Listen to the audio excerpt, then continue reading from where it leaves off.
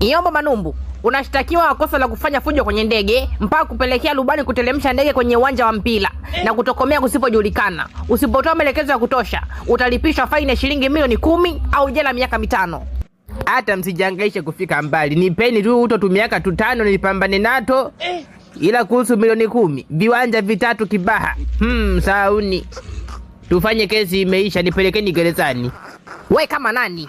Yombo Manumbu ze mshtakiwa. Sasa nimekubali, bado mataka tubishane. Mmeona kama ubishi mnawanza wenyewe. Unajua unaongea nani? Sijui, jitambulishe, uenda una cheo, ni mtu mkubwa serikalini.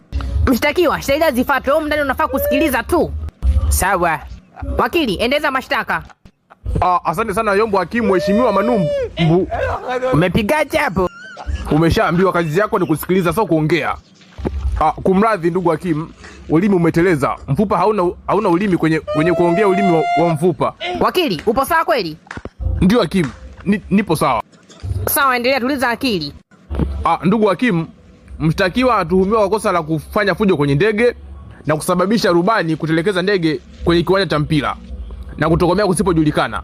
Na mara ya mwisho alionekana nje na mtuhumiwa, kwa sababu mtuhumiwa alimfuata nje baada ya ndege kusimama.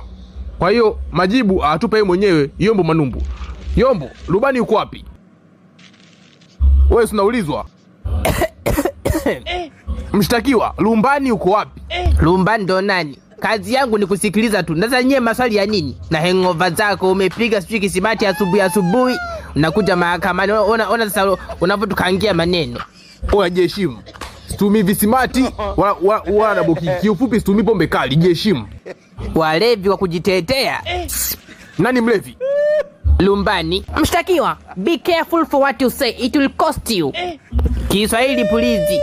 If that cost it is something like tusi, airudisha ling. You are cost too. Mshtakiwa, humu wote watu wazima. Hebu usipotezee muda, tunakuomba utulie. Wakili, neza mashtaka basi. Kumbe kuomba mnajua. Yombo, unaweza kutuambia rubani yuko wapi? Yupo kule ulipokusema kusipojulikana. Fujo imeanzaje? Ghafla ndo jibu au? Hamna, ni swali. Alafu hiyo fujo imeanzaje ndo jibu. Walipotezea muda. Leila, panda kizimbani. Nani ndugu hakimu, huyo Leila ni customer care wa kwenye ndege. Ana maelezo baadhi yataka kusaidia kupata ushahidi wa mshtakiwa. Leila, sema haya maneno nyuma yangu. Mimi Leila. Nitahakikisha nasema ukweli. Bula kupunga la kusema la uongo la ukweli. Bula kupunga la kusema la uongo la ukweli. Huyu wakili kazi kalisi au kasomea? Tukiachana na kuapisha, acha mambo ya kuapishwa, tuendelee na kesi. Leila, kipi kilichotokea? Alitutukana. Yarudie nikupe 10,000. Sina shida na yako. Mafinyongo tu. Customer gani wa ndege anuka mdomo? Tuanzie hapo kwenye mdomo wako kwanza ndio tuendelee na kesi nyingine. Mshtakiwa, una shida gani lakini?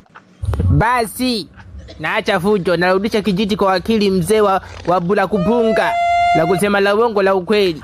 Tuendelee na customer care.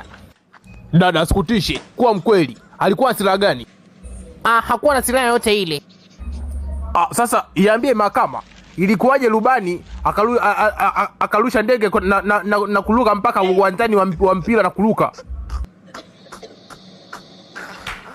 Serikali iliona vyeti vyako vya ulevi na akili. Au limpeleka form 4.